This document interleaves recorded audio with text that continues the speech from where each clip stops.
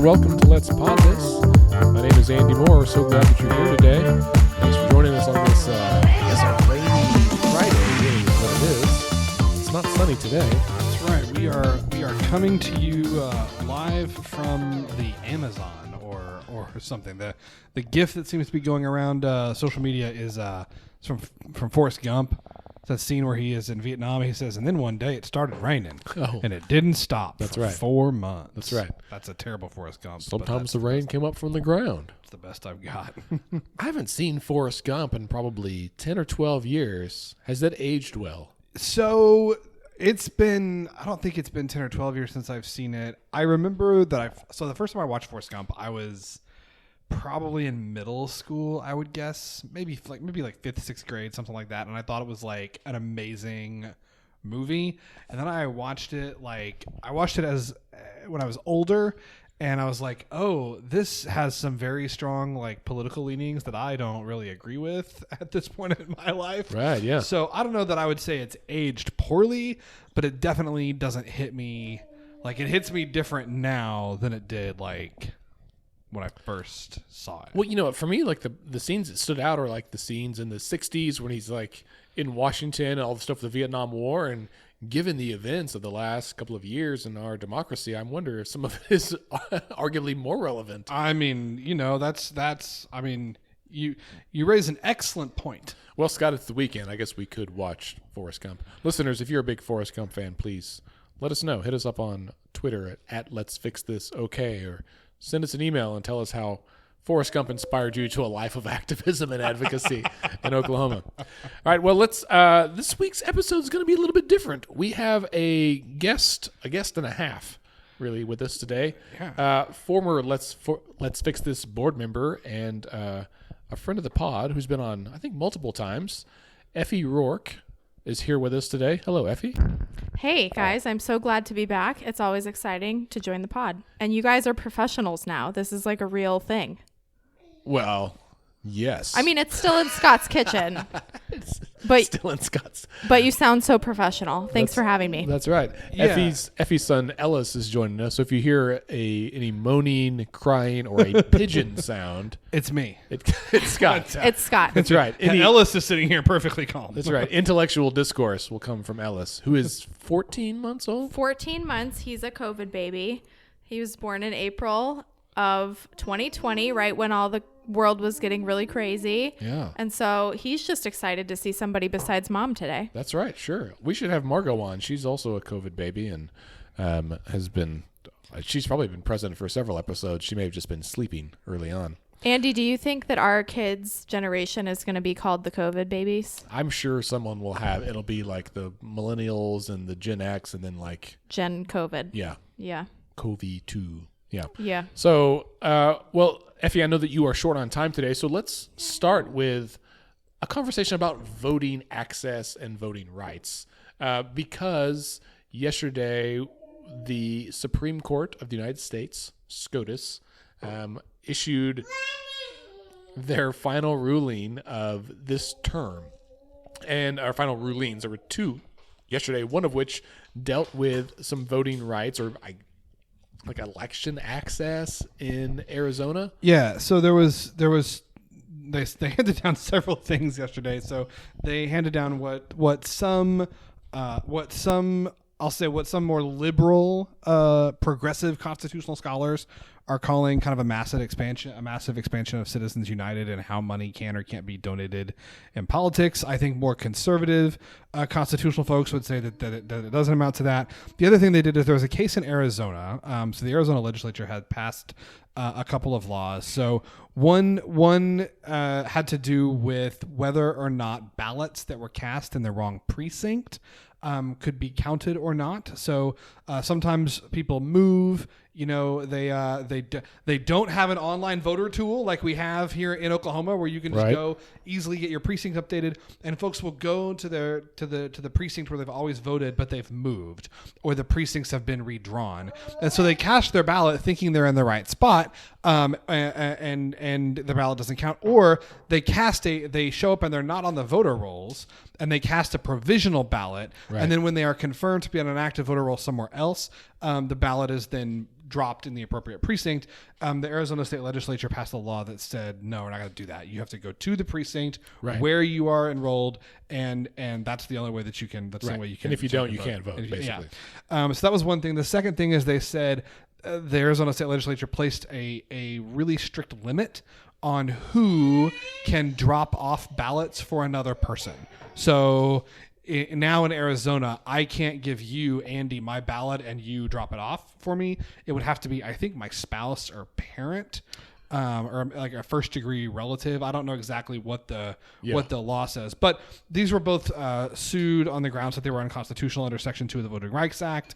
The Supreme Court, in an opinion yesterday by Justice Alito, held that these are totally fine things to do. Yeah, basically the SCOTUS said just because it's inconvenient doesn't mean it's illegal, right? That's the gist of it. And so I think by and large the consensus is that this makes it more difficult to claim discrimination or violation of rights under Section 2 of the Voting Rights Act.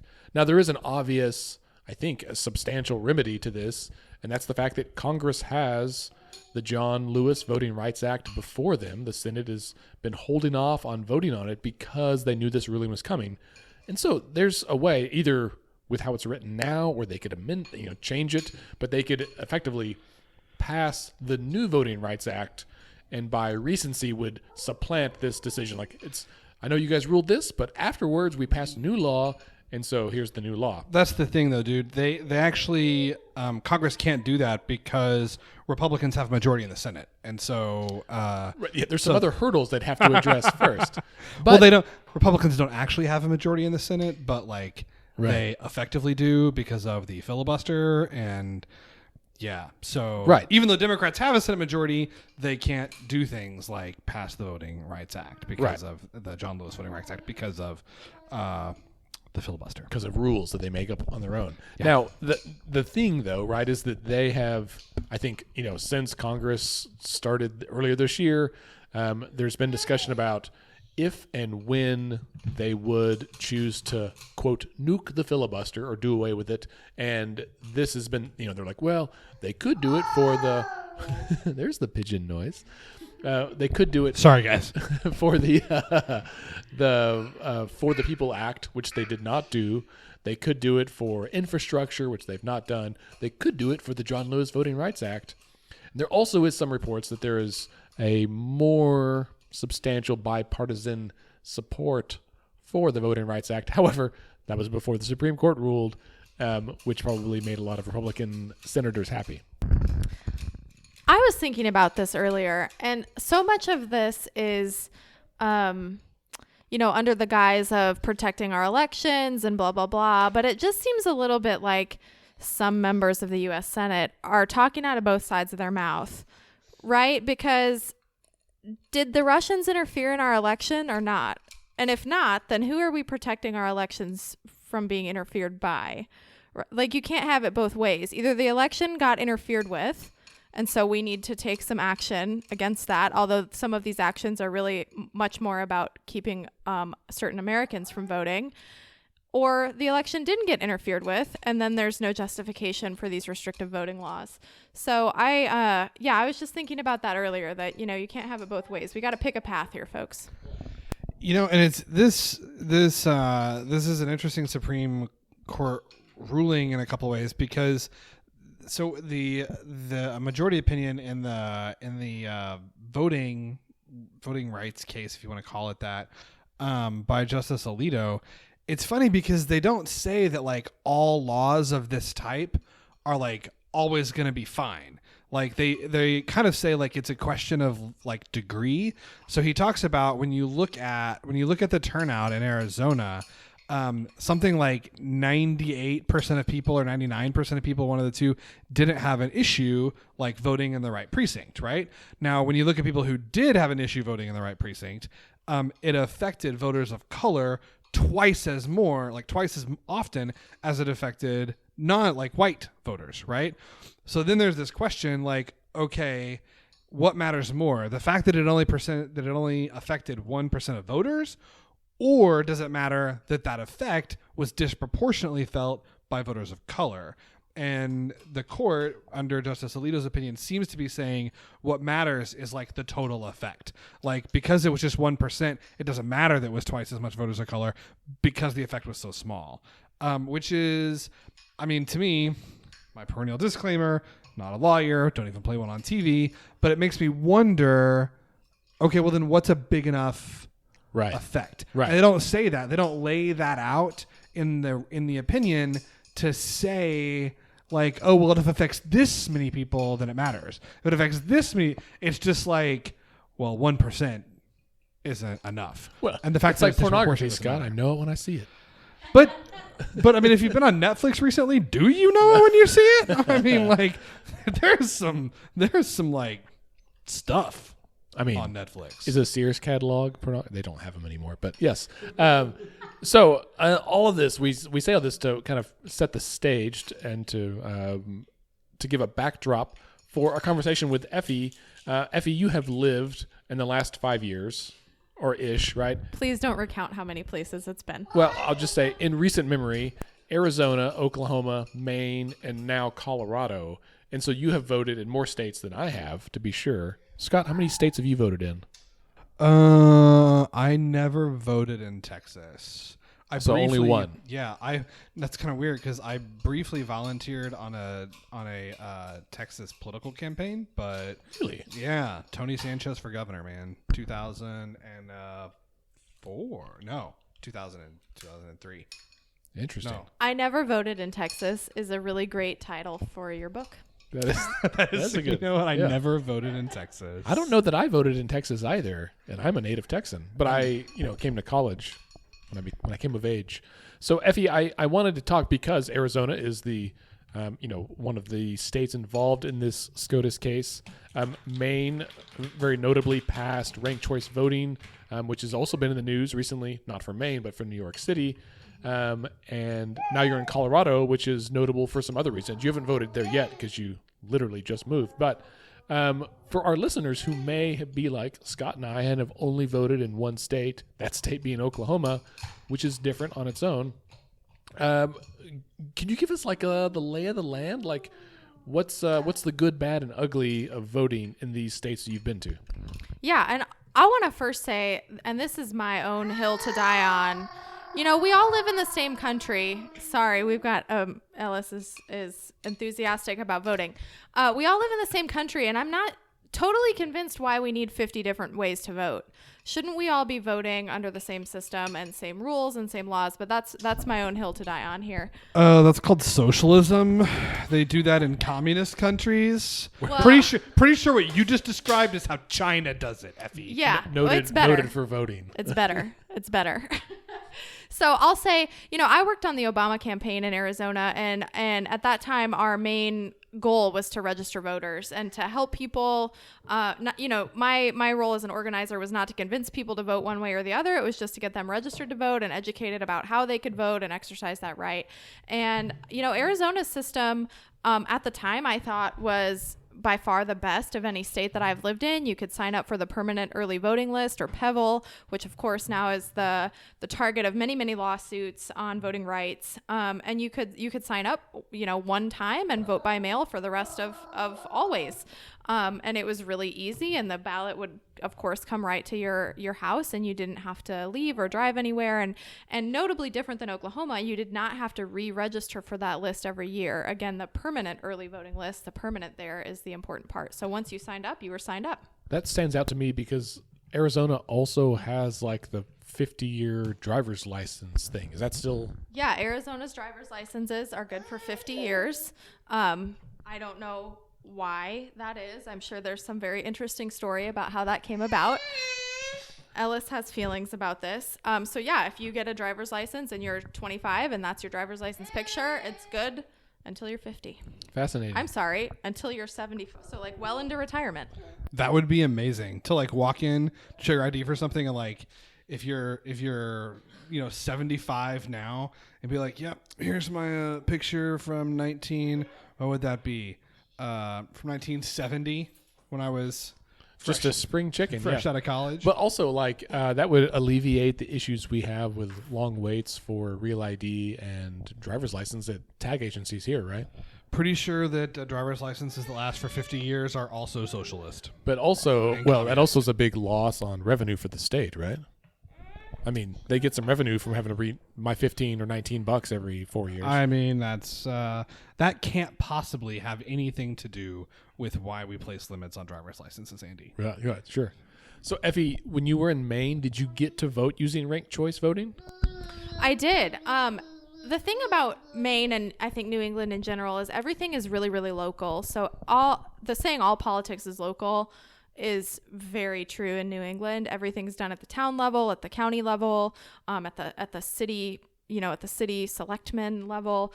So in Maine, I actually found voting to be kind of difficult, mostly because everything was so local. So you had to go through your town office or through your city council, both to register, to get your ballot, to turn your ballot back in.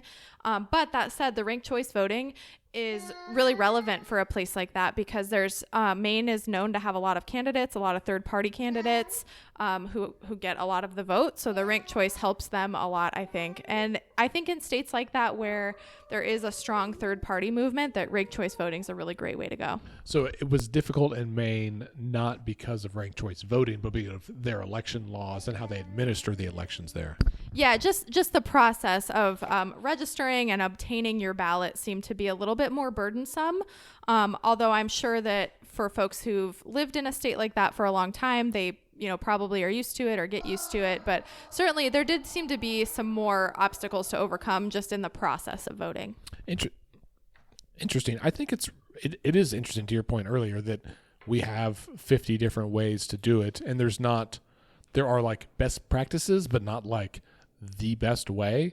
And we do have a system of federalism, right, where states are allowed to do this. And in some ways, that makes it more difficult, right, to interfere with elections because it's hard enough to get on the ballot in 50 states, much less figure out how to access and interfere with them.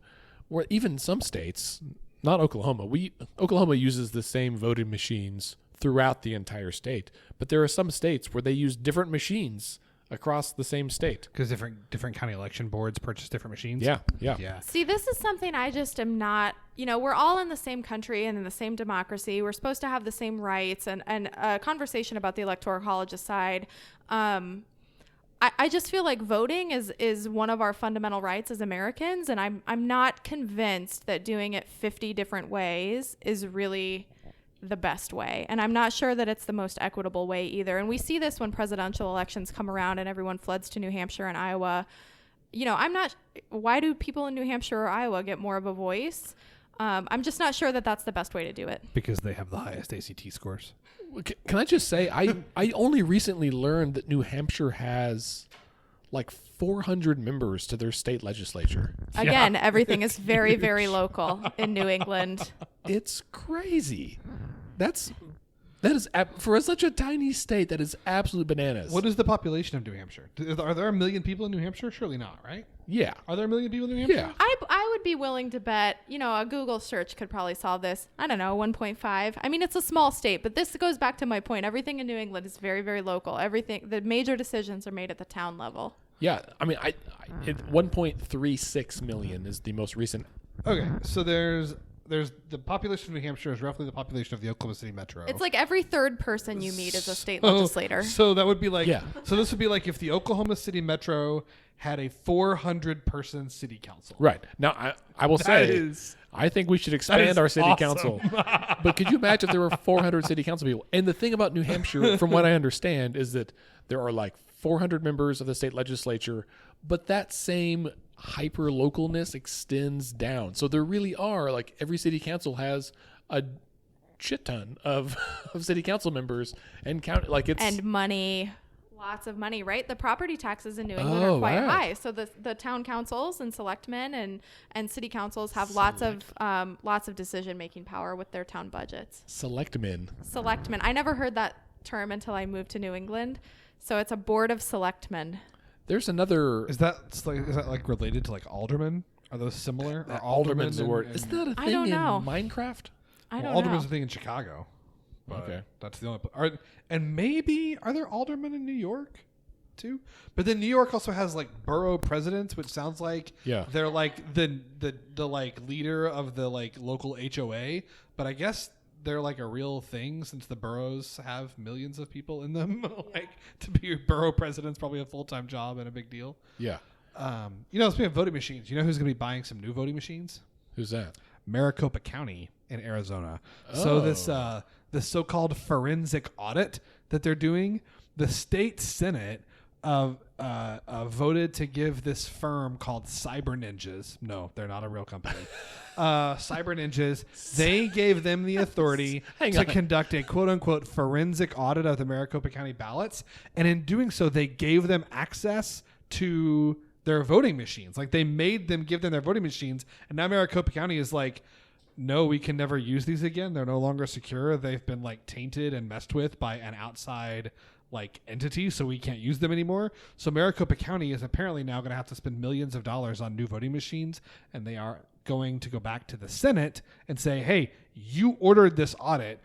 The Maricopa County Board of Elections has said this was completely unnecessary. It ruined our voting machines, so we are going to need money for new voting machines. Right, you break it, you buy it.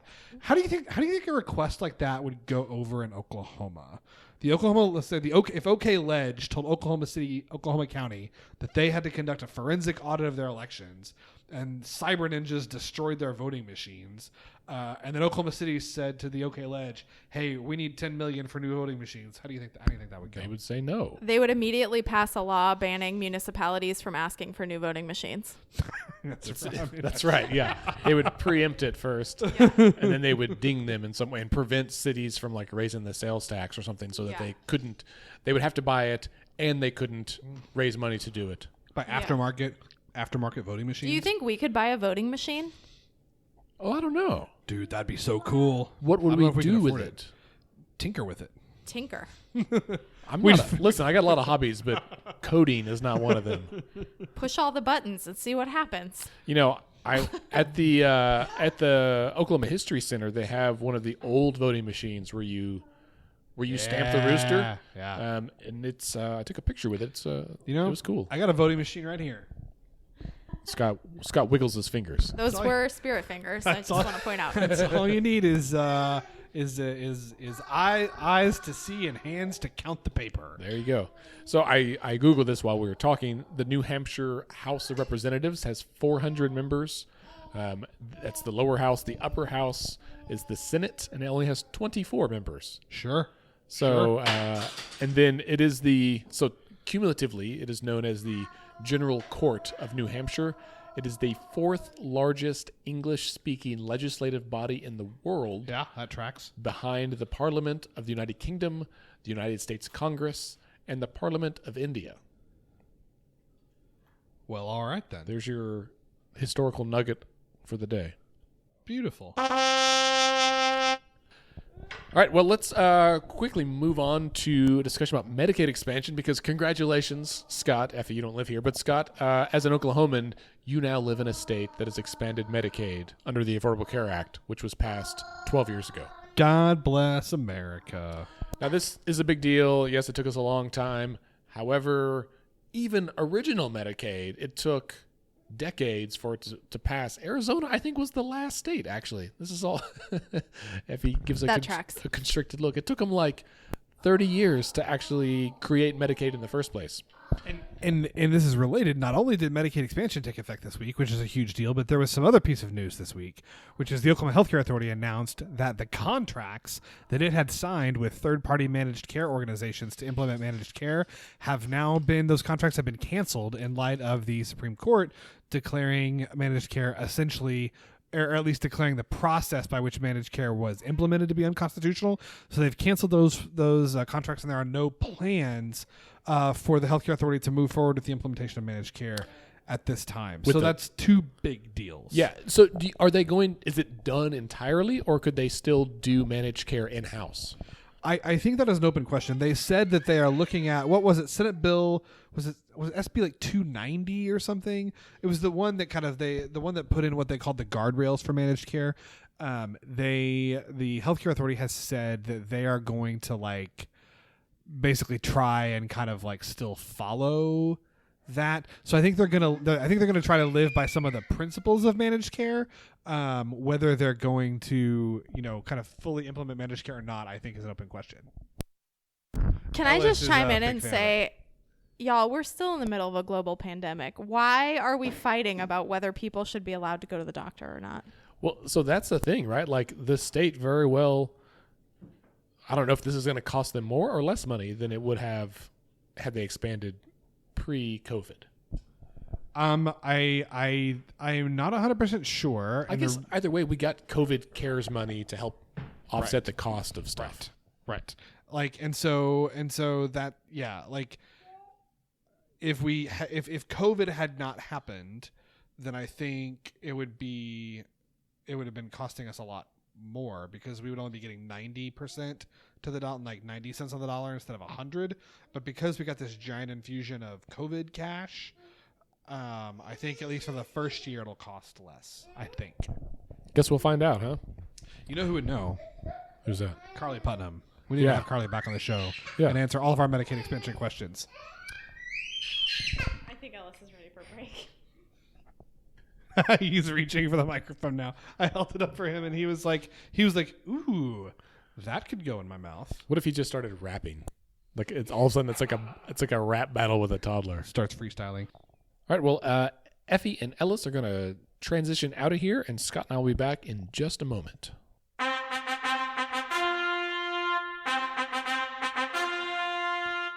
All right.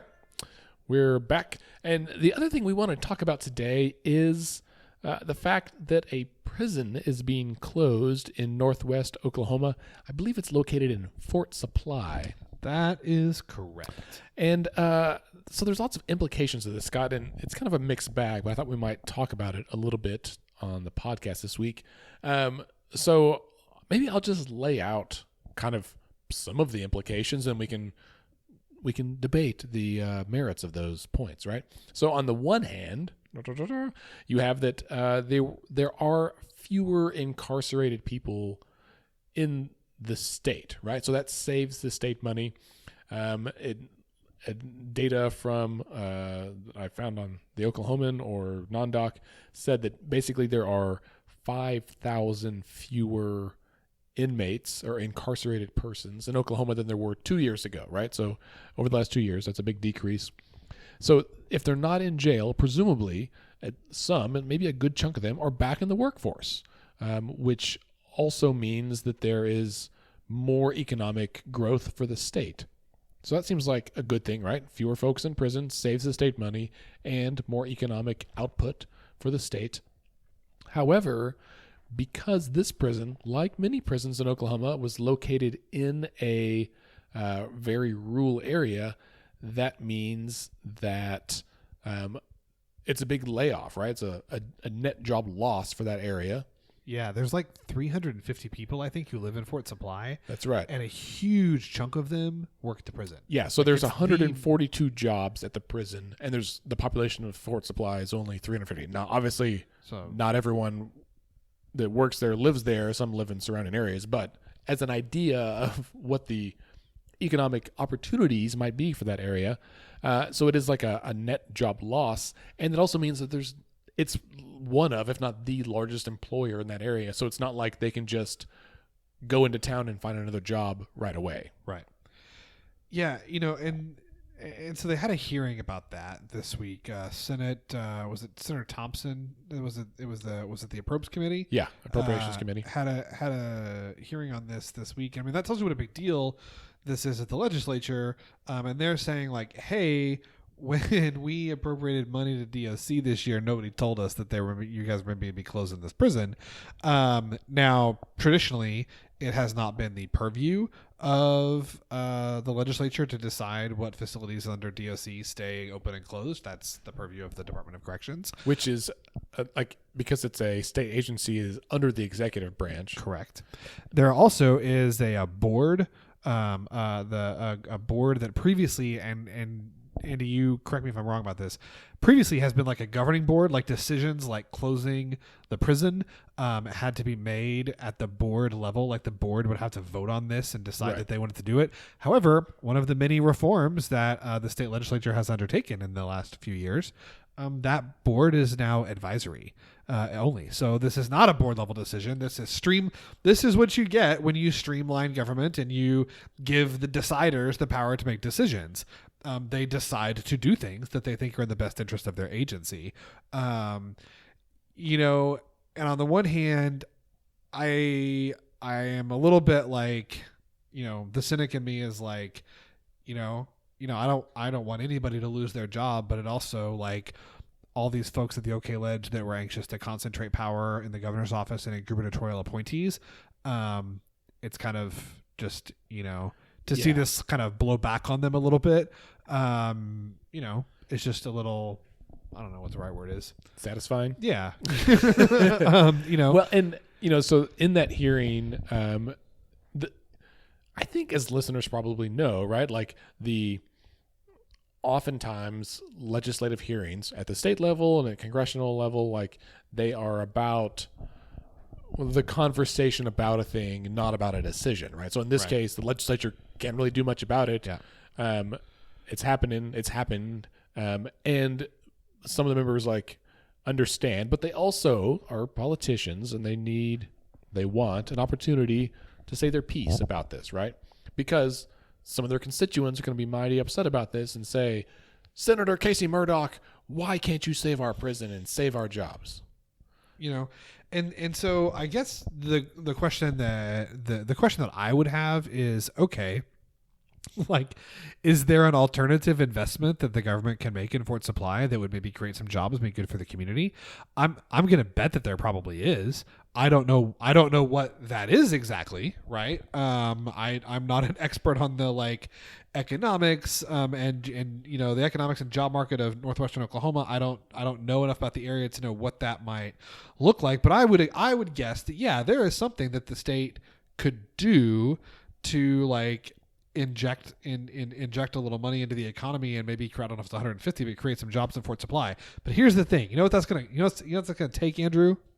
They're gonna have to spend money, right? They're going to spend money. In fact, it might even require raising a tax on somebody, right? Like, this is the deal. You can't have it both ways. You can't have it make government so small that we drown it in a bathtub and cut everybody's taxes and say that government has never created a job ever, and then throw a conniption fit when they decide to close a prison that they don't need anymore and like go like ape shit about the jobs that are going to be lost in your city, the government jobs that are going away in your community. Like pick one, right? Right. But you don't get to rail about government waste and excess on the one hand, but then say that we should spend $50 million renovating a prison that we don't need to keep open to employ 150 people in your community. Right. Right. You can't, like, which one is it? Right. Well, and it's so I, you know, as you read about this, I think it's interesting because it highlights the nuances at all levels of this.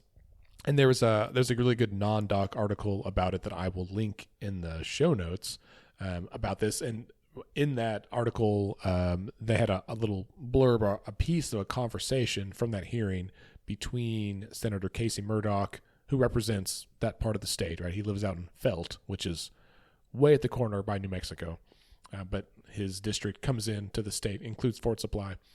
It was between Senator Murdock and DOC Director Scott Crow. Senator Murdock said, "The day you made this decision, when you went home that night, how much sleep did you lose?" And Director Crow said, "Sir, I lose sleep on nearly a daily basis because of the problems in the correctional system around the state of Oklahoma. It's not limited to one facility or community." Which I thought was like, bam, like that's the right thing to say, because as we've discussed, probably ad nauseum on the podcast over the last 3 years, DOC has been underfunded for it to be, I would say, arguably effective in the ways that both parties want. Yeah, right? for sure. Like, we're not adequately serving as a correctional facility. Like, we don't have enough guards. We don't have all that stuff, and we certainly don't have enough money for like actual rehabilitative programs. Previous Commissioner Albaugh, he put a budget request of like $1 billion or something, and this is what really pissed off Governor Stitt, and he said, "No, you can't put your budget requests have to go through me. Yeah. Essentially, You have to do a pre-request. yeah, you're not allowed to ask for $1 billion as a political statement. Mm-hmm. And the other thing here is that like we should just make a point of saying, like, I'm trying to say, like, I guess just what I said, like, if we're going to spend government money to create jobs, obviously I have no problem with that. We don't need more prisons, right? There's other ways to do it, yeah. Like we just don't is DOC underfunded? Absolutely. Should they get more money? Absolutely. Should that money be used to like build more prison beds? In my opinion, absolutely not. Right. Well, because we need to keep closing prisons and find other ways to use the resources of the state of Oklahoma. That's right. To generate economic activity in those communities, right? Right. I don't know if that's schools. I don't know if it's like vocational schools. I don't know if it's like farming research centers. I don't know if it's, I don't know. I don't know if it's tourism. We get Pinnell on the show and see what kind of tourist opportunities there are in Fort Supply. Apparently, the prison is one of those historical sites. So that was part of Senator Murdock's argument for like why it's necessary. There's some kind of documentary that was filmed out there that it's, and I assume it's like part of the fort in Fort Supply, that it was some kind of historical building. Yeah, no, the prison complex itself is a historic complex, but there's another name for historic complexes. It's called museums. You don't need because it's a historic prison doesn't mean it needs to still be a prison. Freaking Alcatraz isn't still a prison, right? Right? Like we closed Alcatraz, and it still generates a significant amount of. I bet it generates more economic activity now than it did when it was, when it had Al Capone. That's true. Right. And so this, like I am sympathetic to the idea of close the prison and try to find another way to help that community. But we shouldn't be like the response to this makes me like wonder, like, shit, like how many other prisons could we close around the state of Oklahoma? Yeah. And we're not, because they employ 500 people instead of 150. Oh, sure. Right? Like the reason to keep a prison open is not to like just pay the guards. Right. And this is, I think I've seen some comments on Twitter about this, right? That we in Oklahoma, and I think this is the case nationwide, right? Is we tend to locate prisons in rural areas. I assume on the the same reason we put landfills outside of cities, right? Like we don't want to be reminded of this part of society. So we put them away so that people, don't feel at risk as if they're going to be escaping and running amok in their neighborhoods.